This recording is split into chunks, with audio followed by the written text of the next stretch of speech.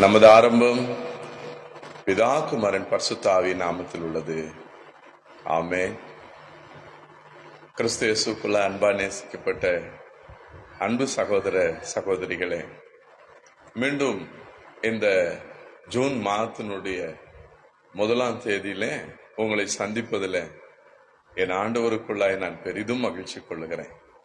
கர்த்தருடைய மகா பெரிய கிருபை என் ஆண்டில கடந்த 5 மாதங்களாய் நம்மை கண்ணின் மணி போல ஆண்டவர் பாதுகாத்து கொண்டார்.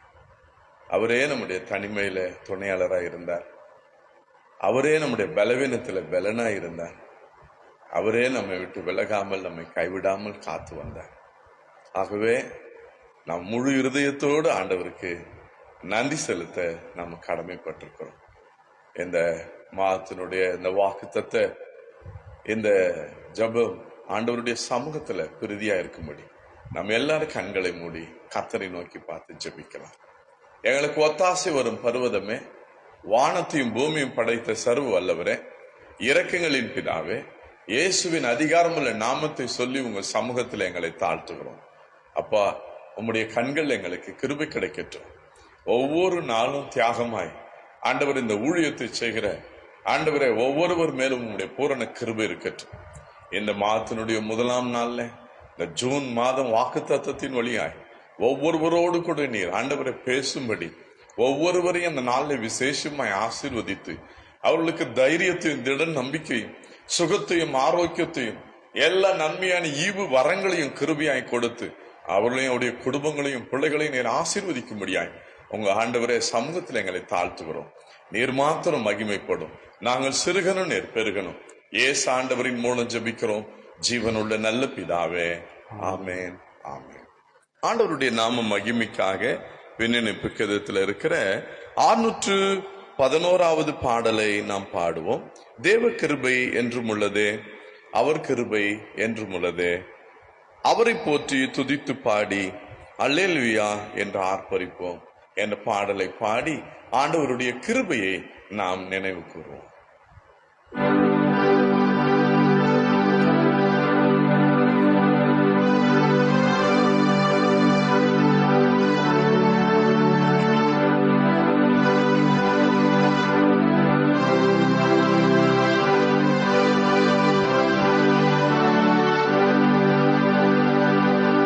தேவ கிருபை என்றும் உள்ளதே, அவர் கிருபை என்றும் உள்ளதே, அவரை போற்றி துதித்து பாடி அல்லேலூயா என்றார் பரிப்போம். அவரை போற்றி துதித்து பாடி அல்லேலூயா என்றார் பரிப்போம்.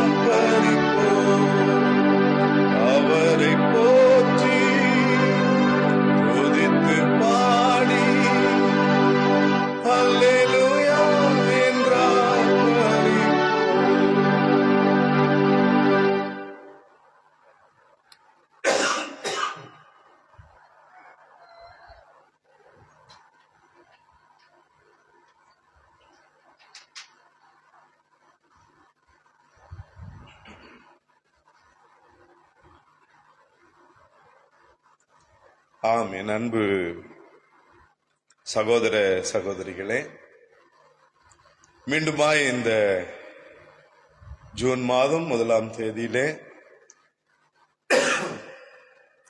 உங்களை சந்திப்பதிலே நான் ஆண்டவருக்குள்ளாய் பெரிதும் நான் மகிழ்ச்சி கொள்ளுகிறேன். கர்த்தரை துதியுங்கள், ஏனெனில் அவர் நல்லவர், அவர் கிருபை என்றும் உள்ளது என்று சங்கீதக்காரன் சொல்லுகிறாரே. ஒவ்வொரு நாளும் கர்த்தருடைய கிருபை நம்மை அற்புதமாய் அதிசயமாய் நம்மை வழிநடத்தி நம்மை பாதுகாத்து வருகிறதற்காய் கர்த்தருடைய கிருபையை நாம் நினைவு கூர்ந்து அவருக்கு நன்றி செலுத்த கடமைப்பட்டிருக்கிறோம்.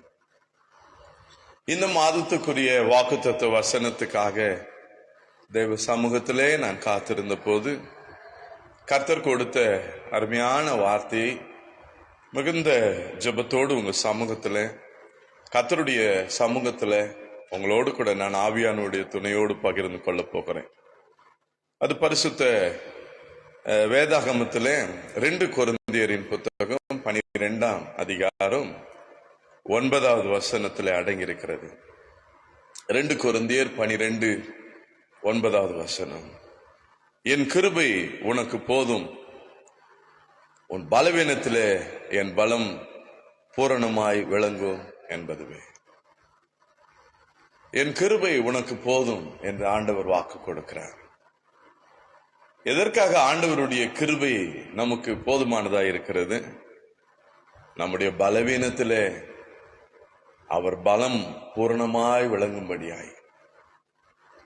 அரைக்குறை பலத்தை, அரைக்குறை சுகத்தை கொடுக்கிற தேவன் அல்ல, பூரண சுகத்தை, பூரண பலத்தை கொடுத்து ஆண்டவர் நம்மை கிருபையாய் நடத்துகிறவராய் இருக்கிறார். பாருங்கள், இந்த பலவீனம் அப்போஸ்தலனாகிய பவுலை கூட விட்டு வைக்கவில்லை.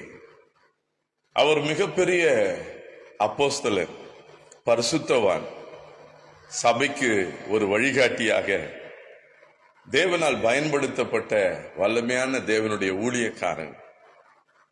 அவர் சொல்லுகிறார், மாம்சத்தில் எனக்கு ஒரு முள் கொடுக்கப்பட்டிருக்கிறது, அது சாத்தானுடைய தூதனாய் என்னை குட்டிக் கொண்டிருக்கிறது, என்னை விட்டு நீங்கும்படி நான் 3 தரம் நான் கர்த்தரை வேண்டிக் கொண்டேன் என்று சொல்லுகிறார்.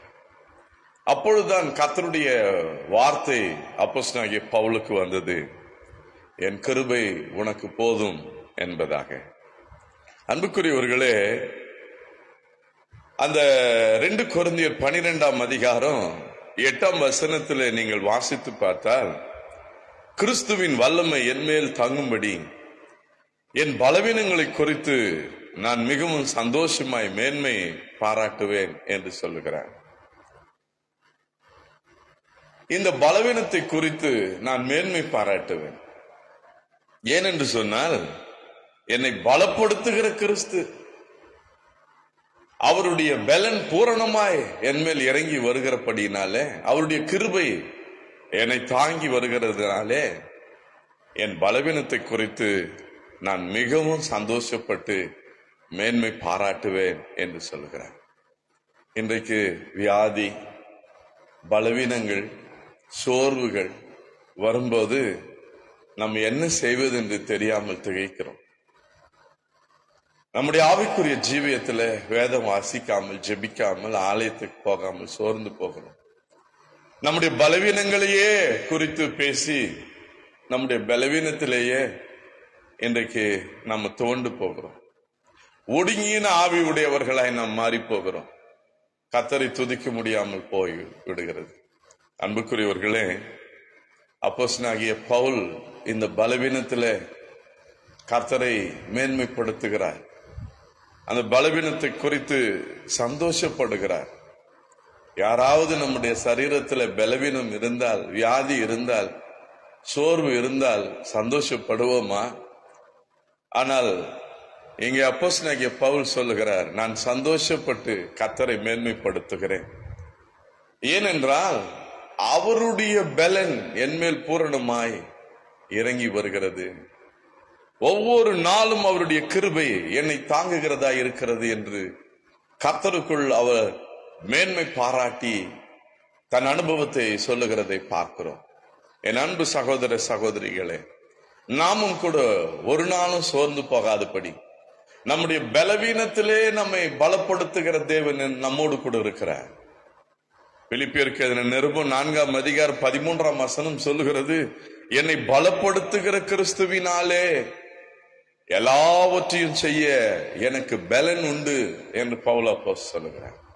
ஒவ்வொரு நாளும் நம்ம விசுவாச அறிக்கை ஏறெடுத்து என்னை பலப்படுத்துகிற கிறிஸ்து, என்னை பலப்படுத்துகிற கிறிஸ்து, என்னை பலப்படுத்துகிற கிறிஸ்து என்னோடு கூட இருக்கிறார். ஆகவே நான் எல்லாவற்றையும் செய்ய எனக்கு பலனை கொடுக்கிற கர்த்தர் என்னோடு இருக்கிறார் என்ற விசுவாச அறிக்கை நாம் ஏறெடுக்கும் போது பலவீனங்களை நாம் மேற்கொள்வோம் என்பதில் எந்த சந்தேகமே இல்லை. ஆண்டவர் நமக்கு அருமையாய் வாக்கு கொடுத்திருக்கிறாரே. ஏசாயா 40:31 கர்த்தருக்கு காத்திருக்கிறவர்களோ புது பலன் அடைந்து கழுகுகளைப் போல சட்டைகளை அடித்து எழும்புவார்கள் என்று. ஆண்டவருடைய பிள்ளைகள் ஒரு நாளும் சோர்ந்து போக மாட்டார்கள். சோர்வுகள் வரும், ஆனால் அவர் சோர்ந்து போகிறவர்களுக்கு பலன் கொடுக்கிறவராய் இருக்கிறார். சத்துவம் இல்லாதவர்களுக்கு அவர் சத்துவத்தை பெருக பண்ணுகிற கர்த்தராய் இருக்கிறார். கழுகுகளைப் போல சட்டைகளை அடித்து நம்மை மீண்டுமாய் எழும்ப செய்கிற கர்த்தர் நம்மோடு இருக்கிறார். ஏசாயா 41:10 சொல்லுகிறது, நான் உன்னை பலப்படுத்தி உனக்கு சகாயம் செய்வேன் என்று சொல்லுகிறேன். நீ பயப்படாதே, நான் உன்னோடு கூட இருக்கிறேன், நானே உன்னை பலப்படுத்துவேன், நானே உனக்கு சகாயம் செய்வேன். அன்பானவர்களே, ஒவ்வொரு நாளும் நமக்கு சகாயம் எங்கிருந்து வருகிறது? வானத்தையும் பூமியும் படைத்த கர்த்தரிடத்தில் இருந்து நமக்கு ஒத்தாசை வருகிறது. ஆகவே பரத்தை நோக்கி நாம் பார்க்கும்போது தேவ பலன் கிருபையாய் நம் மேலே வந்து பூரணமாய் ஆண்டவர் நம்மை நிரப்பி ஆசீர்வதிக்கிறவராய் இருக்கிறார். 1 கொரிந்தியர் 1:27 வேதம் சொல்லுகிறது, பலமுள்ளவர்களை வெட்கப்படுத்தும்படி தேவன் பலவீனமானவைகளை தெரிந்து கொள்ளுகிறார். பலவான்களை வெட்கப்படுத்தும்படி பலவீனமானவர்களை. நீங்கள் பலவீனமா இருக்கிறீர்களா? ஆண்டவர் உங்களைத்தான் நேசிக்கிறார். உங்களைத்தான் பலப்படுத்தி தன்னுடைய ஊழியத்துல அவர் பயன்படுத்த விரும்புகிறார். பலவான்களை அவர் வெட்கப்படுத்துகிறாராம், பலவீனமானவர்களை தெரிந்தெடுத்து. அன்புக்குரியவர்களே, அப்படித்தான் அப்போஸ்தலனாகிய பவுல் சரித்திரத்துல வாசிக்கிறோம். அவர் மிகவும் குள்ளமா இருப்பார். அவருடைய கண்களில் இருந்து ஒரு தண்ணீர் வந்து கொண்டே இருக்குமா. அவர் அந்த பலவீனங்களுக்கு, அந்த வலி வேதனைகளுக்கு நடுவாகத்தான் ஆண்டவருடைய ஊழியத்தை நிறைவேற்றி மிகப்பெரிய அப்போஸ்தலனாக திருச்சபைகளை அவர் ஸ்தாபித்தார் என்று சரித்திரம் சொல்லுகிறது. அது அவரை குட்டுகிற சாத்தானுடைய தூதனாய் அவருடைய சரீரத்துல ஒரு முள்ளை போல அது அவரை தைத்து கொண்டிருந்தது. அப்பொழுதுதான் கர்த்தருடைய கிருபை ஒவ்வொரு நாளும் அவரை தாங்கி, ஒவ்வொரு நாளும் அவரை தப்புவித்து அவரை பலப்படுத்தி அவருக்கு சகாயம் செய்ததாக இருந்தது. அன்புக்குரியவர்களே, சங்கீதம் 105 37 நாம் வாசிக்கிறோம், இஸ்ரவேல் ஜனங்களிலே, அந்த கோத்திரங்களிலே பலவீனமானவர்கள் ஒருவரும் இருந்ததே இல்லையா. கர்த்தர் தம்முடைய ஜனத்தை வனாந்திரத்தில் வழிநடத்தும் போது அந்த கோத்திரங்களிலே பலவீனப்பட்டவன் ஒருவனும் இருந்ததில்லை. காண்டாமிருகத்துக்கு ஒத்த பலனை கர்த்தர் அவர்களுக்கு கொடுத்திருந்தார் என்று பிலேயாம் தீர்க்கதரிசி கண்டார். கர்த்தர் தம்முடைய பிள்ளைகளை காண்டாமிருகத்துக்கு ஒத்த பலனை கொடுத்து அவர்களை ஆசீர்வதிக்கிறார். நெகேமியா 9:21 சொல்லுகிறது, அவர்கள் வஸ்திரங்கள் பழமையாய் போகவில்லை, அவர்கள் கால்கள் வீங்கி போகவும் இல்லை என்று சொல்லி எழுதப்பட்டிருக்கிறது. அவர்கள் தேவன் அவர்களை எவ்வளவாய் போஷித்து பராமரித்து பாதுகாத்திருப்பார். ஒரு நாளும் அவர்கள் அந்த கோத்திரத்துல பலவீனப்படவே இல்லை. அவர்களை வழிநடத்தின மோசே 120 ஆண்டுகள் அவர் உயிரோடு இருந்து அவருடைய கண்கள் மங்கி போகவில்லை, அவருடைய கால்கள் தள்ளாடவில்லை. அன்புக்குரியவர்களே, அவ்வளவு பலத்தோடு அவர் ஆண்டவருடைய ஊழியத்தை நிறைவேற்றி முடித்தார். மோசேயை பலப்படுத்தின கர்த்தர் இன்னைக்கு நம்மையும் பலப்படுத்த வல்லவராய் இருக்கிறார். காலேபை குறித்து வேதத்திலே நாம் வாசிக்கிறோம். 85 வயது உடைய அவர் சொல்லுகிறார், என் பலன் இன்னும் குறையவில்லை. 40 வயதிலே மோசே என்னை அழைக்கும் போது எப்படி நான் பலமுள்ளவனா இருந்தேனோ அப்போது இருந்த பலன் இப்போதும் இருக்கிறது என்று 85வது வயதிலும் காலேப் தேவனை அங்கு மகிமைப்படுத்தி சொல்லுகிறார். வயது நமக்கு ஒரு பெரிய காரியமே இல்லை. நாம் நினைத்துக் கொண்டிருக்கிறோம் 50 ஆகிவிட்டதே, 60 ஆகிவிட்டதே, ஐயோ 80 ஆகிவிட்டதே என்று.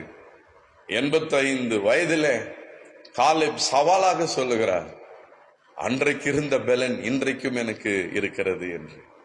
120 ஆண்டுகள் மோசேயை கர்த்தர் பலத்தால் இடைக்கட்டி வாழ வைத்த தேவன் இன்னைக்கு நம்மையும் வாழ வைக்க அவர் வல்லவராய் இருக்கிறார். அன்புக்குரியவர்களே, இந்த பலத்தினால் நாம் பூரணப்பட, பலத்தால் இடைக்கட்டப்பட வேதம் 2 வழிகளை நமக்கு காட்டுகிறது. ஒன்று கர்த்தருடைய கிருபை, இரண்டாவதாக கர்த்தருடைய வல்லமை. அவருடைய வல்லமை என்மேல் தங்கும்படி என்று சொல்லி அங்கே வேதம் சொல்லுகிறது. அவருடைய வல்லமை நம்மேல் இறங்கும் போது அது சர்வ வல்லமை. அது பலவீனத்தில வியாதியின் வல்லமைகளை எல்லாம் முறித்து போட்டு ஆண்டவருடைய வல்லமை நம்மை பலத்தால எடை கட்டுகிறது. அந்த பலன் கர்த்தருடைய கிருபையினாலே நம்மேல் வந்து இறங்குகிறது. எந்த விதத்திலும் தகுதி இல்லாத நம்மை ஆண்டவர் நினைவு கூர்ந்து நம்மை பலப்படுத்தி அவரே நமக்கு சகாயம் செய்கிறவராய் இருக்கிறார். எபேசியர் 3ஆம் அதிகாரம் 16ஆம் வசனம் சொல்லுகிறது, அவருடைய ஆவியினாலே உள்ளான மனுஷனில் வல்லமையால் பலப்பட வேண்டும் என்று சொல்லி, உள்ளான மனுஷனிலே ஒவ்வொரு நாளும் நம்ம பலப்பட வேண்டும். 138ஆம் சங்கீதத்தில் தாவீது ராஜா சொன்ன, அவர் என் ஆத்மாவுக்கு பலன் தந்து என்னை தைரியப்படுத்தினார் என்று. ஆம் பிரியமானவர்களே, உள்ளான மனுஷனிலே, நம்முடைய ஆத்மாவிலே கர்த்தர் சரீரத்திலே மட்டுமல்ல, ஆவியிலே ஆத்மாவிலே அவர் நமக்கு பலன் தந்து நம்மை நடத்துகிற தேவனாயிருக்கிறார். ஆகவேதான் தாவீது ராஜா சொன்னார் சங்கீதம் 84:5, உம்மிலே பலன் கொள்ளுகிற மனுஷன் பாக்கியவான். யார் இந்த உலகத்துல பாக்கியவான் என்றால், அவருக்குள்ளாக ஒவ்வொரு நாளும் பலன் கொண்டு வேதம் வாசித்து ஜெபித்து தேவ பிரசன்னத்துல அவருடைய பாதப்படியில காத்திருக்கிறவர்கள் புது பலன் அடைவார்கள். கர்த்தருக்காக காத்திருக்கிறவர்கள் தான் புது பலன் அடைவார்கள். அன்புக்குரியவர்களே, இன்னைக்கு பல விதங்களில பலவீனங்கள், இருளிலே நடமான கொள்ளை நோய், மத்தியானத்திலே பாழாக்கும் சங்காரம், இன்னைக்கு இரவில் உண்டாகும் பயங்கரம், பகலில் பறக்கும் அம்பு, பல விதங்களில் நம்மை தாக்குகிறது. நாம் பலவீனப்படுகிறோம். வேதத்திலே மிகப்பெரிய ஒரு பராக்கிரமசாலியாய் இருந்த சிம்சோனை குறித்து நாம் எல்லாரும் அறிந்திருப்போம். உம்முடைய மகா பெரிய பலன் எதினால் உண்டாயிருக்கிறது என்று தெளிலால் சிம்சோன் இடத்துல அந்த ரகசியத்தை கேட்டான். சிம்சோன் அந்த ரகசியத்தை சொன்னதினாலே அன்று அவன் மொட்டை அடிக்கப்பட்டவனாய், பரிசுத்த ஆவியானுடைய பலத்தை இழந்தவனாய், அவன் எதிரிகளாலே பிடிபட்டு கையில விலங்கிடப்பட்டு கண்கள் பிடுங்கப்பட்டவனாய், மாவு அரைக்க வைத்து அவனை ஒரு குரங்காட்டியை போல வேடிக்கை பொருளாக பெலிஸ்தியர் அன்னைக்கு கொண்டு போனார். பாவம் தேவ பலத்தை இழக்க செய்கிறது. என வார்த்தை கேட்டுக்கொண்டிருக்கிறேன் அன்பு சகோதரனே, சகோதரியே, மாதத்தினுடைய முதலாம் நாளிலே ஆண்டவர் என்னையும் ஆசீர்வதிக்க வேண்டும், என்னையும் பலப்படுத்த வேண்டும் என்று சொல்லி விரும்புகிறோம் அல்லவா? நம்முடைய பாவங்களை மறைக்காமல் நாம் அறிக்கையிட்டு தேவனுடைய இரக்கத்தை நாம் பெறும்போது, ஆயக்காரனை போல ஆண்டவரே பாவியாக என் மேல் கிருபையாயிரும் என்று ஆண்டவர் சமூகத்தில் வரும்போது, கடவுளுடைய கிருபை நம்முடைய பலவீனத்தை மாற்றுவது அல்ல, நம்முடைய பாவங்களையும் மன்னிக்கிறதற்கு அவருடைய கிருபை போதுமானதா இருக்கிறது. அவருடைய கிருபை நமக்கு எல்லா ஆசீர்வாதங்களையும் கொண்டு வருகிறது. அவருடைய கிருபை நம்மை தாங்குகிறது, நம்மை தப்புவிக்கிறது. அவருடைய காருண்யம் என்னை பெரியவனாக்கு என்று தாவீது சொன்னார். ஒவ்வொரு நாளும் அவருடைய கிருபை நம்மை பெரியவனாக்கி நம்மை சகல விதத்திலும் ஆசீர்வதிக்க கூடியதாக இருக்கிறது. அன்புக்குரியவர்களே, ஜூன் மாதம் வந்தாலே ஒவ்வொரு பெற்றோருக்கும் கலக்கம்தான். பிள்ளைகளை எந்த ஸ்கூல்ல, எந்த காலேஜில், என்ன கோர்ஸ்ல சேர்ப்பது, லட்சக்கணக்கான பணங்களுக்கு எங்கும் போகுது. ஒவ்வொரு பெற்றோர்களும் இன்னைக்கு கலங்குகிறீர்கள் அல்லவா? கர்த்தருடைய கண்கள் உங்களுக்கு கிருபை கிடைக்கும். பரத்தில் இருந்து ஆண்டவர் உங்கள் தேவைகளை சந்திப்பார். கர்த்தர் உங்களையும் உங்கள் பிள்ளைகளையும் கிருபையாய் இந்த மாதத்துல நடத்துவார். ஒரு குறைவில்லாமல் பரிபூரண கிருபை, பரிபூரணமான ஆசீர்வாதம், பரிபூரணமான சந்தோஷத்தினால ஆண்டவர் உங்களை நிரப்பி உங்களை வழிநடத்துவார் என்பதில் எந்த சந்தேகமே இல்லை. அன்புக்குரியவர்களே, நம்முடைய பலவீனத்துல எப்படி அவருடைய பலன் பூரணமாய் விளங்குகிறது தெரியுமா? பரிசுத்த மத்தேயு எழுதின சுவிசேஷம் 8ஆம் அதிகாரம் 17ஆம் வசனம் சொல்லுகிறது, அவர் தாமே நம்முடைய பலவீனங்களை ஏற்றுக்கொண்டு நம்முடைய நோய்களை சிலுவையில சுமந்தார். அவர் தாமே நம்முடைய பலவீனங்களை ஏற்றுக்கொண்டார். இன்றைக்கு நாம் அனுபவித்துக் கொண்டிருக்கிற ஒவ்வொரு வியாதி, ஒவ்வொரு பலவீனங்கள், ஒவ்வொரு விதமான கஷ்டங்கள், துக்கங்கள், பாடுகள், வேதனைகள் எல்லாவற்றையும் ஆண்டவர் சிலுவையில சுமந்து தீர்த்து அவருடைய தழும்புகளாலே நீங்கள் குணமானீர்கள் என்று 1 பேதுரு 2:24 வசனம் சொல்லுகிறது. சிலுவையை நோக்கி பார்க்கும்போது, இயேசுவே எனக்கு இறங்கும் என்று கேட்கும்போது, சிலுவையின் ரத்தம் நம்ம பாவங்களை எல்லாம், நம்முடைய அநியாயங்களை எல்லாம் கழுவுகிறது, நம்முடைய அக்கிரமங்களை எல்லாம் மன்னிக்கிறது. மாத்திரமல்ல, நம்ம நோய்களை எல்லாம் அது குணமாக்குறது. நம்முடைய பலவீனத்துல அவருடைய பலம் பூரணமாய் வந்து இறங்கும் என்று ஆண்டவர் இந்த புதிய மாதத்துல நமக்கு வாக்கு கொடுக்கிறார்.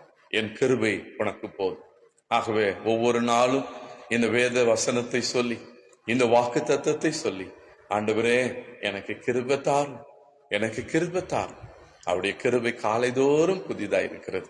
நேற்றைய கிருபை அல்ல, இந்த நாளுக்கான எல்லா காரியத்தை நம்ம ஜெயிக்க அவருடைய உன்னத பலனை, அவருடைய கிருபையை தந்து ஆண்டவர் நம்மை பாவத்தை ஜெயிக்க உதவி செய்கிறார், பிசாசை ஜெயிக்க உதவி செய்கிறார், உலகத்தை ஜெயிக்க ஆண்டவர் உதவி செய்கிறார். எல்லாவற்றையும் கிறிஸ்து இயேசுவுக்குள்ள எப்போது நமக்கு ஜெயம் கொடுத்து நம்மை நடத்த அவர் வல்லவராய் இருக்கிறார். ஆண்டவருடைய கிருபைக்காக நன்றி சொல்லி நம்ம ஜெபிக்கலாமா? தகப்பனே, என்ன நல்ல ஆசீர்வாதமான ஜூன் மாதம் 1ஆம் தேதிக்காக நன்றி அப்பா. கர்த்தருடைய கண்கள்ல எங்களுக்கு கிருபை கிடைக்கும்படியாய் நாங்க ஜெபிக்கிறோம். ஆண்டவரே, நோவாவுக்கு உங்க கண்கள்ல கிருபை கிடைக்கவில்லையா? ஆண்டவரே, இஸ்ரவேல் ஜனங்களுக்கு உம்முடைய கண்கள்ல கிருபை கிடைக்கவில்லையா? ஆண்டவரே, உம்முடைய கண்கள்ல எங்களுக்கு கிருபை கிடைக்கும்படியாய் நாங்க ஜெபிக்கிறோம். ஒவ்வொரு நாளும் நாங்கள் பலவீனத்துல எனக்கு சோர்ந்து போயிருக்கிறோம். யாரெல்லாம் சோர்ந்து போய் பலவீனங்களுக்கு நடுவில் இந்த வார்த்தையை கேட்டுக்கொண்டிருக்கிறார்களோ அவர்கள் மேல் தேவ பலன் இறங்கும்படியாய், கிருபையாய் உங்க ஆண்டவரை பலன் இறங்கி வரும்படியாய் நான் ஜெபிக்கிறேன் ராஜா. உங்க கல்வாரி ரத்தத்தை நான் தெளிக்கிறேன். அவருடைய பலவீனங்களை சிலுவையில சுமந்ததை ஒரு விசை நினைவு கூறும். உங்க தழும்புகளாலே குணமானீர்கள் என்ற வார்த்தையை ஆண்டவரை அனுப்பி ஒவ்வொருவரையும் ஆண்டவரை குணமாக்கி ஒவ்வொருவரையும் நீர் அழிவில் இருந்து காப்பாற்றும்படியா நாங்கள் ஜெபிக்கிறோம். உங்க கிருபை ஒவ்வொருவரையும் தாங்கட்டும், உங்க கிருபை ஒவ்வொருவரையும் தப்புவிக்கட்டும், ஒவ்வொருவருக்கும் தைரியத்தை திட நம்பிக்கையும் தரட்டும். என் பலவீனத்தை குறித்து நான் மேன்மை பாராட்டுவேன். நான் மிகவும் சந்தோஷப்பட்டேன் என்று பவுல் அப்போஸ்தலனை போல இனி நாங்கள் கலங்காதபடி, கண்ணீர் வடிக்காதபடி, நாங்கள் புலம்பாதபடி ஆண்டவரே எங்க பலவீனங்களை குறித்து சந்தோஷப்பட்டு மேன்மை பாராட்ட தேவன் எங்களுக்கு கிருபை பாராட்டும். ஒவ்வொருவர் மேலும் உம்முடைய பூரண கிருபை இறங்கி வரட்டும். ஒவ்வொரு தாய், ஒவ்வொரு தகப்பனுடைய கண்ணீரை தொடையுங்க அப்பா.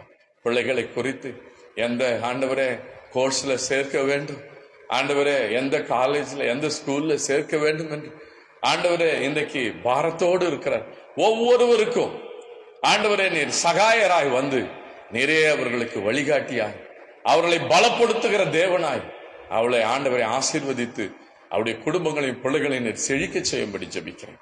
உங்க கண்கள்ல ஒவ்வொருவருக்கும் கிருபை கிடைக்கட்டும். இந்த மாதம் முழுவதும் உங்களுடைய பூரண கிருபை எங்களை தாங்கட்டும். துதிகன மகிமை ஒருவருக்கே ராஜா. இயேசுவின் மூலம் ஜெபிக்கிறோம் நல்ல பிதாவே, ஆமென். என் ஆத்துமாவே கர்த்தரை ஸ்தோத்திரி, என் முழு உள்ளமே பரிசுத்த நாமத்தை ஸ்தோத்திரி. என் ஆத்துமாவே கர்த்தரை ஸ்தோத்திரி, கர்த்தர் செய்த சகல உபகாரங்களையும் மறவாதே.